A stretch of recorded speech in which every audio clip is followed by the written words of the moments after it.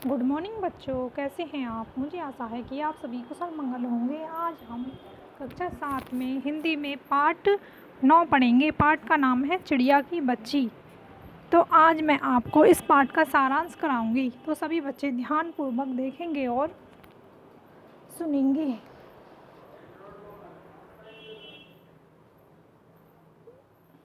पाठ का सारांश है, इस पाठ में एक चिड़िया होती है।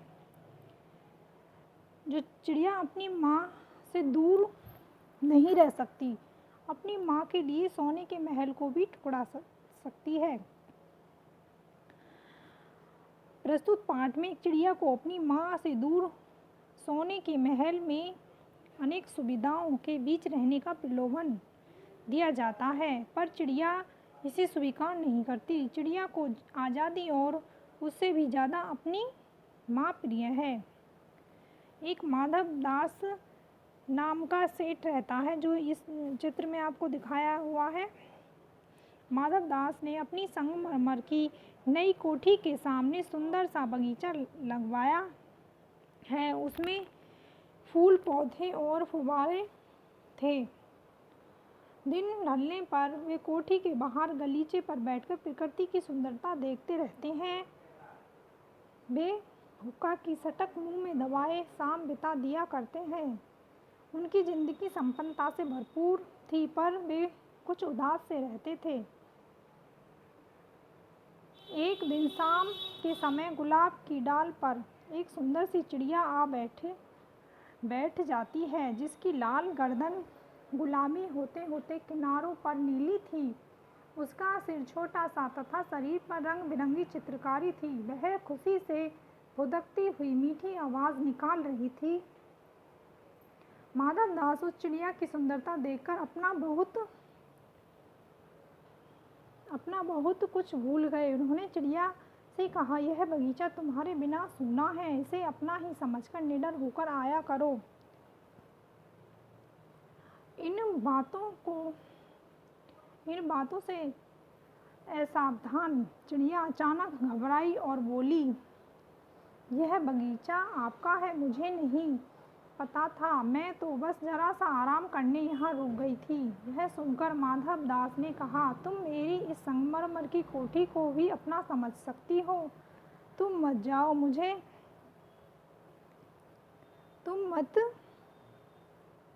जाओ, तुमसे मेरा मन बहुत खुश होता है। वह भी चिड़िया थिरकना भूल गई और बोली, मैं तो यहाँ थिरक कर रुक ही गई थी, अभी चली जाऊंगी, आप मुझे माफ़ करें। माधव दास ने चिड़िया से कहा, तुम्हें देखकर मेरा मन खुश हुआ है। मेरे सोने महल में कोई चहचहाता नहीं है। तुम कितनी सुंदर हो, तुम मेरे महल में रुक जाओ। चिड़िया ने कहा, मैं सूरज की धूप खाने तथा फूलों से बातें करने निकली थी। अब मैं अपनी माँ के पास जा रही हूँ। माधव दास ने चिड़िया को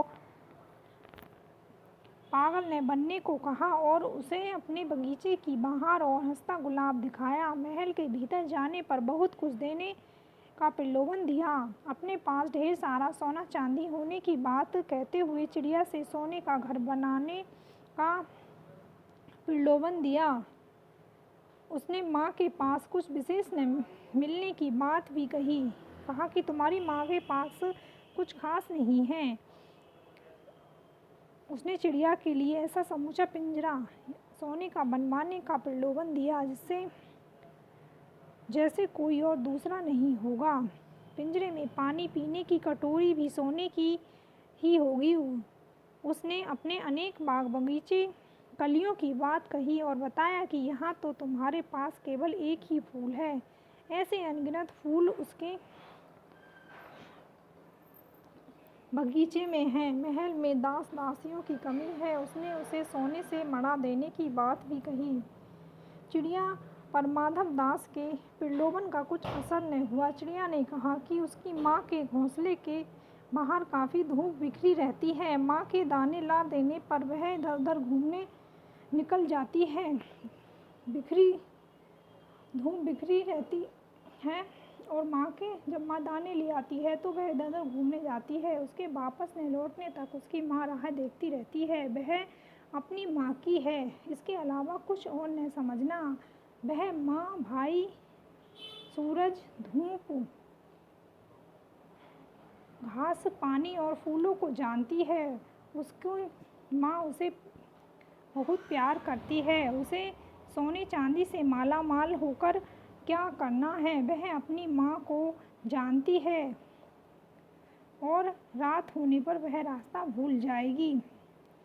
चिड़िया पर प्रलोभन का असर न होता देखकर माधव दास उसे बातों में उलझाए रखा और एक बटन दबा दिया। एक आवाज़ हुई जिसे उसका नौकर बाहर आ गया। सेठ का इशारा पाकर वह चिड़िया को पकड़ने चल पड़ा। सेठ उसे अपनी बातों में नाना प्रकार के प्रलोभन देकर रोकने की कोशिश कर रहा था। उसका नौकर चिड़िया के पास पहुंच चुका था और उसके हाथ चिड़िया तक पहुंच चुके थे। नौकर के हाथ का स्पर्श पाते ही चिड़िया चीख पड़ी और तेजी से उड़ गई। वह नौकर के पंजे से बच गई। वह एक सांस में माँ की गोद में गिरकर सुबकने लगी। वह काँप काँप कर माँ की छाती से चिपक गई और थोड़ी देर में ऐसे सोई जैसे अब पलक ही न खोलेगी। तो ये कहानी यहीं तक थी। यानी चिड़िया को अपनी माँ और अपना घर ही प्यारा था और जो सुख सुविधाएं थी वो भी उसने ठुकरा दी अपनी माँ के लिए। तो इस कहानी से हमें ये शिक्षा मिलती है कि हमें कभी भी प्रलोभन यानी लोभ में नहीं आना चाहिए। अपना जैसा घर है, अपने जैसा परिवार है, हमें उनसे ही प्यार करना चाहिए। तो मुझे आशा है कि ये कहानी आपको समझ में आई होगी। इस कहानी को आप अपनी बुक से पढ़ेंगे। आज के लिए इतना ही। धन्यवाद।